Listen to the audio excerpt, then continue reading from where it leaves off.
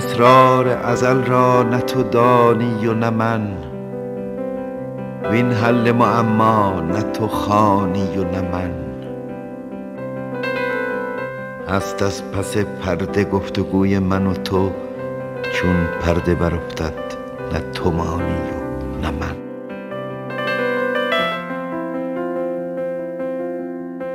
It is astonishing that centuries after his death, we have not yet lost our fascination with Khayyam and his poetry.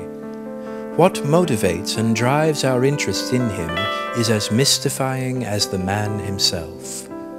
Perhaps the answer lies in our desire to escape the altering states of intoxication within the confines of our physical world, and to set course on a path that unifies our being with the essence of all things.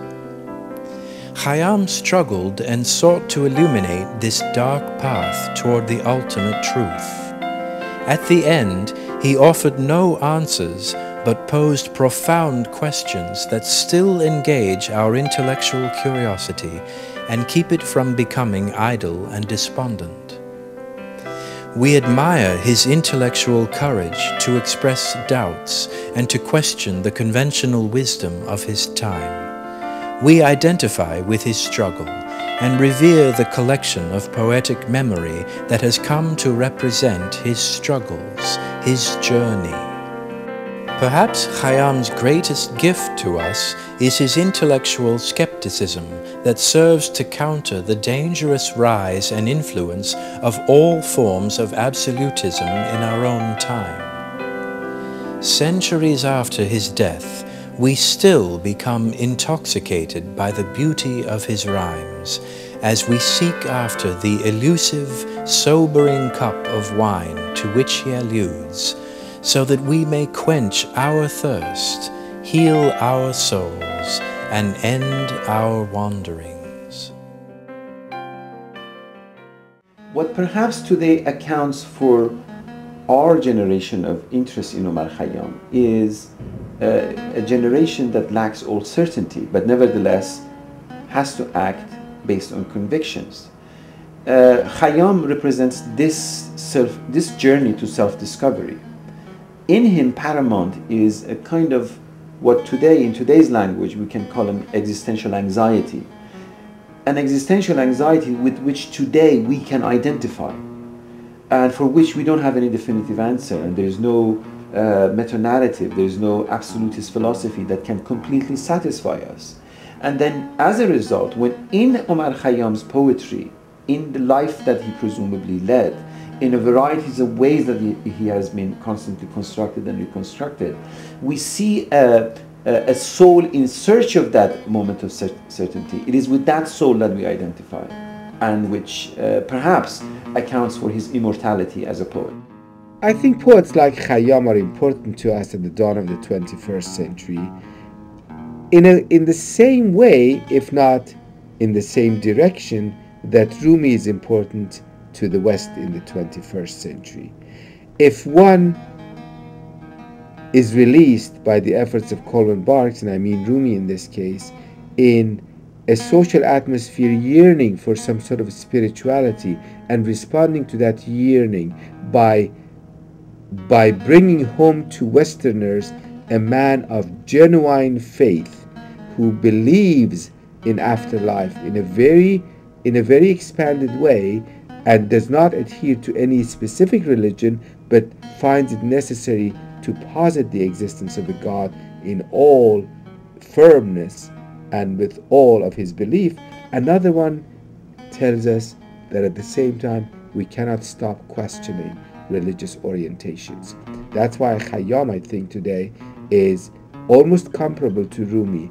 One is in Iran, one is more important, more relevant to the situation in Iran, where a particular religious ideology is trying to impose itself as the sole legitimate interpretation of a religion, whereas the other is trying to invite us all to look beyond sectarianism and accept the principle of tolerance and realize that no matter what our differences, there are important connections and commonalities that bind us together now and forever.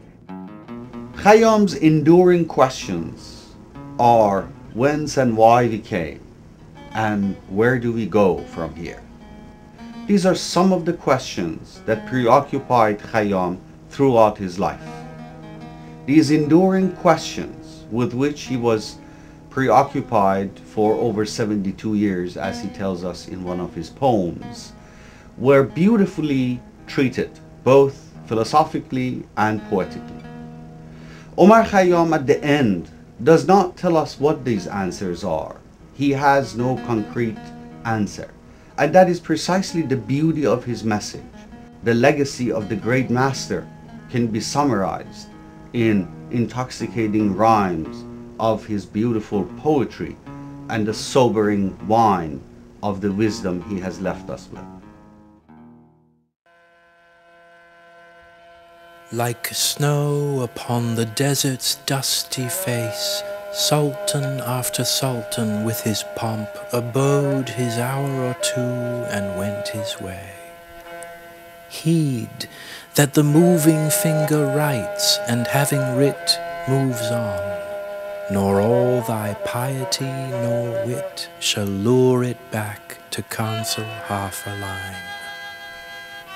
And mark that all 'tis nothing but a magic show, and like phantom figures we come and go, token players made out of clay, to be shaped, broken and moulded again, a fellowship of wanderers, blind from our very wake.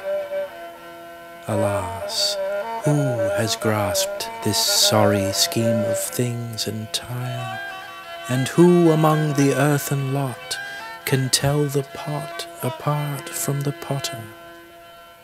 Strange, is it not, that of the myriads who before us passed the door of darkness through, not one returns to tell us of the road which to discover we must travel too?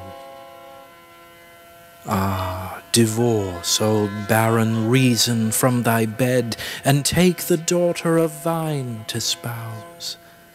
Unborn tomorrow and dead yesterday, why fret about them if today is sweet?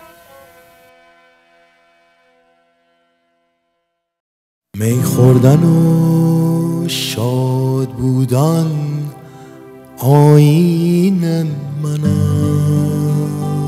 است، فارغ بودن ز کفر و دین من است. گفتم به عروس در کابین تو چیست؟ گفتا دل خرم تو کابین من است.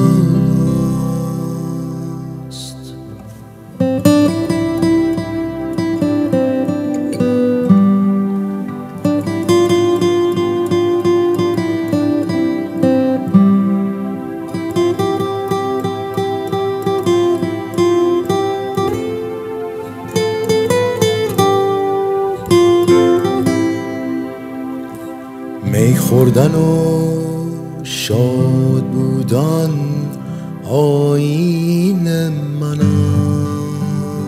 است، فارغ بودن ز کفر و دین من است. گفتم به عروس در کابین تو چیست؟ گفتا دل خرم تو کابین من است.